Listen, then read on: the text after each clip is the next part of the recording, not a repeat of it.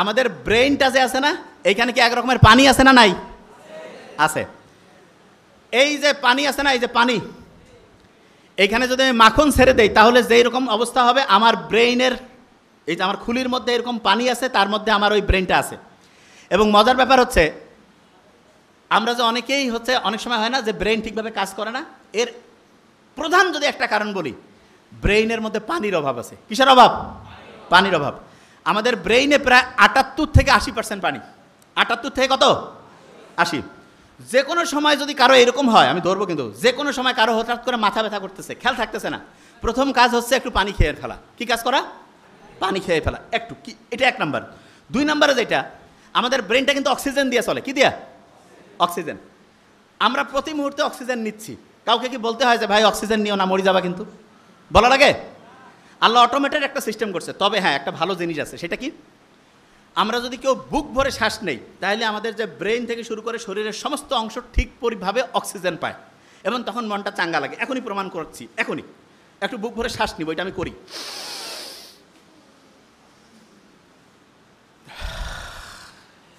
নাক দিয়ে নেওয়া লাগবে কিন্তু। হ্যাঁ,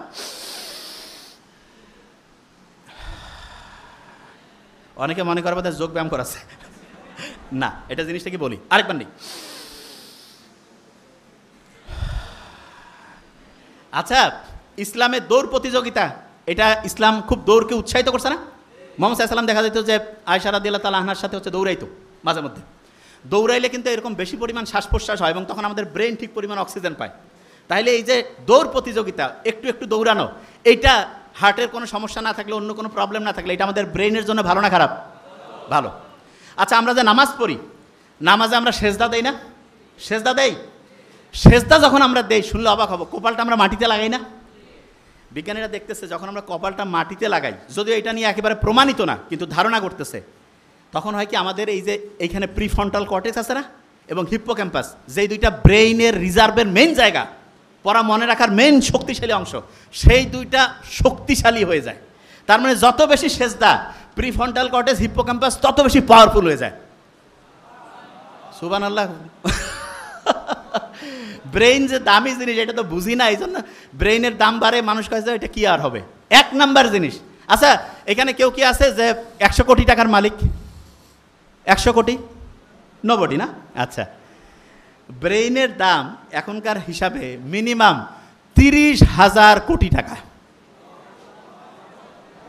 কোনো সার্ভিস চার্জ আছে? যে আল্লাহ যদি কইতো যে ঠিক আছে 1% করে টাকা দাও, ফকির হয়ে যাওয়া লাগবে না? এই ব্রেনটা যে দিয়েছে, এটা কাজে লাগাইতে পারতেছি না কেন? 3টা জিনিস ব্রেনটাকে ধ্বংস করতেছে। 1 নম্বরে কি? প্রফেসর মুখতার আহমেদ স্যার বলছে কিন্তু যে আমাদের ধৈর্য কম না? এই কি কম? তা উনি যেটা বলছে যে ধৈর্য কম, উনি তো বাংলায় বলছে, এই জন্য শুনে অত মজা লাগে নাই, মনে করছে এটা ফির কি সমস্যা। আপনি যদি আর্টিকেল পড়েন, আর্টিকেল মানে বিদেশি একেবারে কোটি কোটি ডলার খরচ করিয়া বিভিন্ন গবেষণা করে ওরা বাইর করছে, ওরা সেখানে বলছে কি জানেন, আপনার ব্রেইনের সবচেয়ে বড় সমস্যা হিসাবে তারা যেটা চিহ্নিত করছে, সেটা তো ইংরেজিতে বলছে, কি নাম শুনেন? Attention deficit hyperactivity disorder. ওরে বাবা, এত বড় রোগ! এইখানে যারা আছি, হয়তোবা আল্লাহর রহমতে এরা তো ইসলামী, এদের হয়তো বেশিরভাগ জনের ব্রেন ভালো আছে, তবে সারা দেশের যদি চিন্তা করি 80% মানে 10 জনে 8 জনের, আমার সাথে একটু বলতে হবে, attention deficit hyperactivity disorder. এইটাকেই বাংলায় বলে কি? ধৈর্যের অভাব। এবং আপনি যদি ডাক্তারের কাছে যান, যদি আপনার এটা লিখে দেয় ADHD, কবে যে আপনার বিশাল বড় সমস্যা। তো কী ব্যাপার? যে এটা ট্রিটমেন্ট আমাদের কাছে আছে। কি ট্রিটমেন্ট দিবে শুনেন? বলবে যে আপনি ঠিক রাতে এশার নামাজ যখন হবে, তারপরে মোবাইল টোবাইলে দেখবেন না, ঘুমাবেন। ফজরে উঠবেন, উঠে আগে একটু চোখ বন্ধ করে থাকবেন, শুকরিয়া আদায় করবেন, তারপর একটু এক্সারসাইজ করবেন, সকালে একটু হাঁটাহাঁটি করে সূর্যের দিকে তাকাবেন, সারাদিন সহজে বেশি মোবাইল বের করবেন না, দুপুরের পরে একটু দেখতে পারেন, আর কোন সময় কি কাজ করবেন এটা ডায়েরি মেনটেন করে লিখে লিখে করবেন। ফি হচ্ছে কয়েক হাজার টাকা নিয়ে নিবে। বুঝেন নাই? বড় বড় যে রোগগুলো, আমি তো অবাক হয়ে গেছি যে কিরে বাবা, এগুলো রোগ, এগুলো ট্রিটমেন্ট, এবং এগুলো যাদের হয়, অবশ্য যার টাকা পয়সা কম হইলেও কোনো সমস্যা নেই, কারণ হয় মানে রোগ যে আসে টেরে পাবে না। তা ওই বেশিরভাগ জন যারা আছে না টাকা পয়সা প্রচুর, আমরা তো দেখি ওই যে তোমাদের নোবেল স্যার সারা দুনিয়া থেকে রুগী দেখতেছে আলহামদুলিল্লাহ, এবং ইন্ডিয়ায় মাদ্রাস চেন্নাইতে যে ভালো হচ্ছে না আলহামদুলিল্লাহ, কারণ খুব অথেন্টিক ইমানদারির সাথে রুগী দেখে, সে একটা পয়সা কোনোদিন দুই নাম্বারই করেন, এই জন্য অনেস্ট ডাক্তার আল্লাহর রহমত আছে আলহামদুলিল্লাহ। এবং সে যেটা করছে আমি দেখছি, হিউজ মানসিক এই প্রবলেমের রুগীগুলো আছে। তা এইটা থেকে কেউ যদি বাঁচতে চায় তাহলে তাকে ইসলামের রাস্তায় আসতে হবে না ইসলামের রাস্তা থেকে দূরে যাইতে হবে? ইসলামের রাস্তায় আসতে হবে। যে জায়গা থেকে আমি ছিলাম, তাহলে ধৈর্যের যে অভাব, এইটা হচ্ছে ADHD, attention deficit hyperactivity disorder. আচ্ছা, আমরা যে নামাজটা পড়ি, নামাজ যে পড়ি, এইটার সবচাইতে বড় গুরুত্ব হচ্ছে ব্রেইনটাকে ফোকাস দেওয়ার ক্যাপাসিটি বাড়ানো। ব্রেইনটাকে কি করার ক্যাপাসিটি বাড়ানো? ফোকাস দেওয়ার। আচ্ছা, বর্তমান পৃথিবীতে সবচেয়ে বেশি টাকা আছে ধনী লোক, একটা নাম বলেন তো কে? Elon Musk. Very nice. 1835 সালে জন্ম নিয়েছে আমেরিকায় একজন এরকম ধনী লোক ছিল, যার নাম অ্যান্ড্রু কার্নেগি। কি নাম? Andrew Carnegie. তা উনি ব্যবসা বাণিজ্য যেইটাই করে খালি কোটি কোটি কোটি কোটি টাকা ইনকাম করে।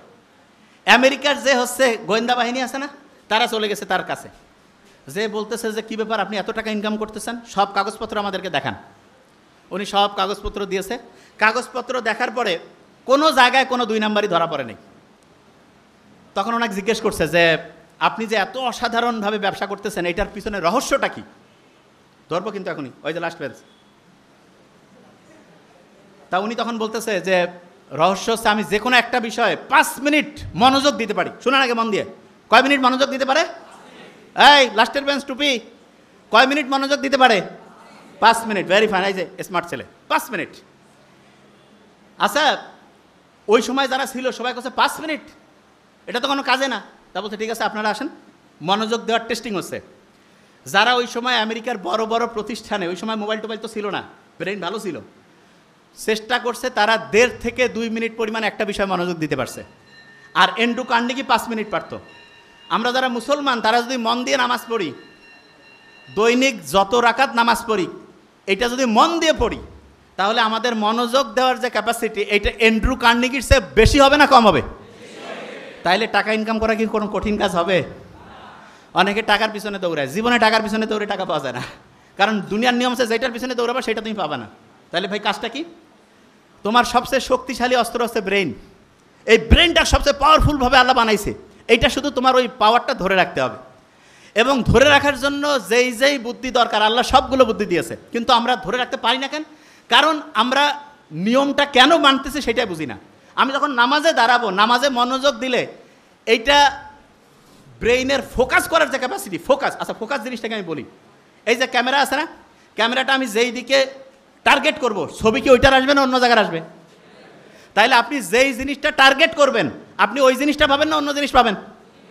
আচ্ছা, আপনি যদি টার্গেট করেন যে আমি আমার ব্রেনটাকে ঠিকভাবে ভালোভাবে কাজে লাগাবো এবং এইটাকে কাজে লাগিয়ে আমি আমার জীবনে অসাধারণ কিছু করব, তাইলে আপনি এটা পারবেন কি পারবেন না? পারার জন্য নামাজটা 5 ওয়াক্ত যখন পড়বো তখন তো শুকরিয়া আদায় করবোই, তার সাথে এটাও চিন্তা করব যে আমার অ্যাটেনশন দেওয়ার, ফোকাস দেওয়ার যে ক্যাপাসিটি সেটা বাড়তেছে। ক্লিয়ার?